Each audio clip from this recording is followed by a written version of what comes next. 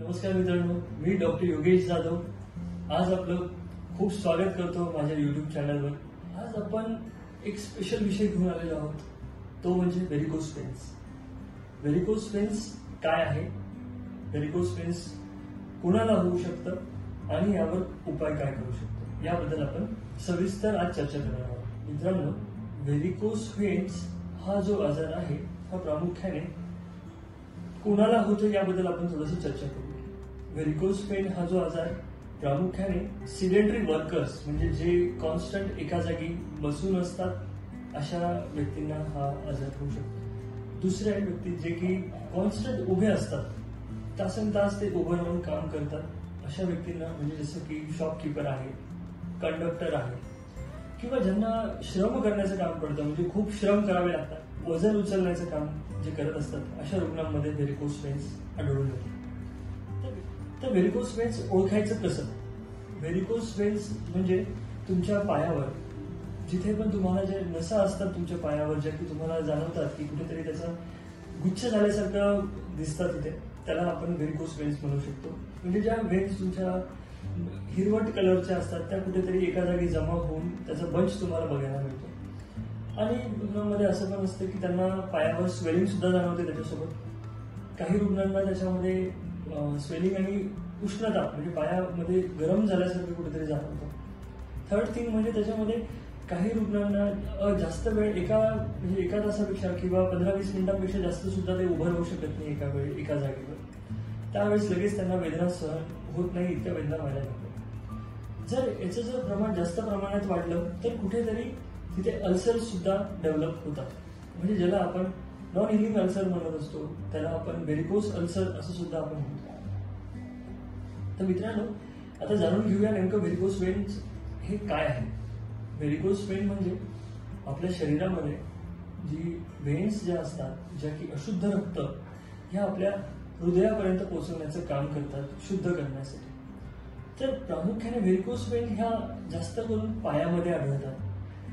याचा प्रकार म्हणजे कसं की एक ज्या व्हेन असतात त्या कुठेतरी पुरवठा करण्यासाठी सक्षम ठरत नाहीत, म्हणजे त्या असक्षम होऊन जातात आणि त्याचा कुठेतरी रक्तपुरवठा आहे त्या एकाच जागेवर तो जमा होऊन राहतो आणि तसाच तो जमा होऊन एका ठिकाणी गुच्छ त्याचा बनलेला असतो.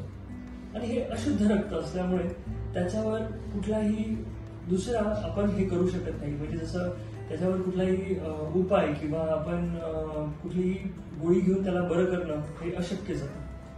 पण आता बरेच रुग्ण मी बघतो की ते लेझर सर्जरी सुद्धा करून व्हेरिकोज व्हेन्सवर उपाय करतात. पण प्रामुख्याने हा उपाय सुद्धा काही कालांतरानंतर फेल होतो. का बरं होतो? कारण आज आपण ही जी टेंडन्सी आहे ही ऑपरेशनने थांबवू शकत नाही.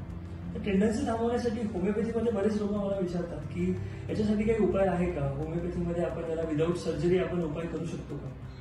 मित्रांनो, होमिओपॅथीमध्ये आपण नक्कीच यावर उपाय करू शकतो. तर उपाय हा साधा आणि सरळ गोड गोळ्यांनी सुद्धा तुम्ही तुमची सर्जरी टाळू शकता. तर ते कसं मी सांगतो.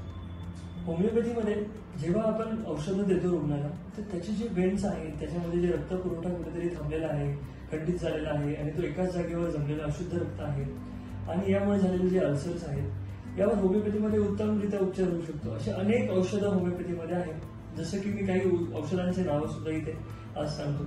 जसं की अर्निका आहे, हेमोमॅलिस आहे, पल्सेटिला आहे, कॅल्केरिया फ्लोरेटिका आहे. म्हणजे असे कितीतरी मेडिसिन्स आहेत जे की मी आज इथे सांगू शकत नाही, इतके नावं आज होमिओपॅथीमध्ये ह्या आजारासाठी आहेत. आणि हे आज नाहीये, कित्येक वर्षांपासून कितीतरी रुग्ण यावर उपाय घेत आहेत. आम्ही आमच्या क्लिनिकमध्ये हजारो रुग्णांवर यशस्वीरित्या विदाऊट ऑपरेशन उपचार केले आहेत. तर व्हेरिकोज व्हेन्स जेव्हा रुग्ण आमच्याकडे येतो तर आम्ही त्याचं पेरिफेरल सर्क्युलेशन जे आहे, जे त्याच्या नसांमध्ये कुठेतरी रक्तपुरवठा जो खंडित झालेला आहे तर त्याच्या आजूबाजूच्या ज्या ब्रँचेस आहेत त्यामधलं जे पेरिफेरल सर्क्युलेशन आहे, त्या नस ज्या अधमृत झालेल्या आहेत त्यामध्ये आम्ही जीव आणण्याचा प्रयत्न करतो. त्याच्यामध्ये कुठेतरी आम्ही पेरिफेरल सर्क्युलेशन ऍक्टिव्हेट करण्याचा प्रयत्न करतो आणि जे रक्तपुरवठा कुठेतरी स्टॅग्नेट झालेला आहे आणि जमा झालेला आहे त्या रक्तपुरवठा सुद्धा आम्ही डिझॉल्व्ह करण्याचं काम आमचं होमिओपॅथी मेडिसिन सहजरित्या करत असतं. तर मित्रांनो, आजपासून तुम्ही एक निश्चय नक्की करा की व्हेरिकोस वेन्स टाळण्यासाठी आपण काय करू शकतो. जर तुम्हाला जाणवत असेल की तुमच्या जवळपासच्या रुग्णांमध्ये किंवा तुम्हाला कुठेतरी व्हेरिकोस वेन्सची संबंधित तुम्हाला काही शंका येत असेल किंवा जाणवत असेल की तुमच्या पायामध्ये कुठेतरी नसा जमा झालेल्या आहेत, तर अशा रुग्णांनी आजपासूनच रोज एक 45 मिनिट्सचा वॉक रोज ठेवायला हवा. कंटिन्युअस सिटिंग वर्क किंवा कंटिन्युअस स्टँडिंग वर्क तुम्ही अवॉइड केला पाहिजे. बऱ्याचदा रुग्णांना सवय असते की एका छोट्या छोट्या कामांसाठी न कळत ते खूप उभे असतात. अननेसेसरीली ते श्रमाचं जिथे गरज नसताना सुद्धा ते अतिश्रमाचे काम करणे किंवा जिथे तुम्ही टाळू शकता तिथे खाली बसणे, रात्री झोपताना पाय थोडंसं वरती करून झोपणे, ऍटलिस्ट 10 to 15 मिनिट्स तरी तुम्ही पायाखाली कुठेतरी उशी किंवा लोड घेऊन तुम्ही पायाखाली बसू शकता, जेणेकरून रक्तपुरवठा हा सुरळीत राहील. आणि रोज व्यायाम हे सगळ्यात महत्त्वाचं. लोअर बॉडी एक्सरसाइजेस ह्या त्याच्यासाठी खूप महत्त्वाच्या आहेत. तर तुम्ही हे नक्कीच करावं मित्रांनो. आणि आहार, जो आहार आहे, आहार खूप शुद्ध आहार तुम्ही घ्यायला हवा, शाकाहारी.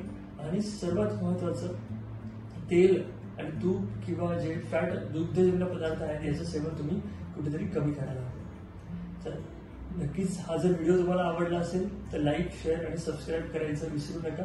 आणि ज्याही रुग्णांना अशी समस्या असेल तुमच्या जवळपासच्या, तर जास्तीत जास्त रुग्णांपर्यंत हा व्हिडिओ पोहोचवण्याचा प्रयत्न करा, जेणेकरून अनेक रुग्णांना याचा फायदा होईल. धन्यवाद.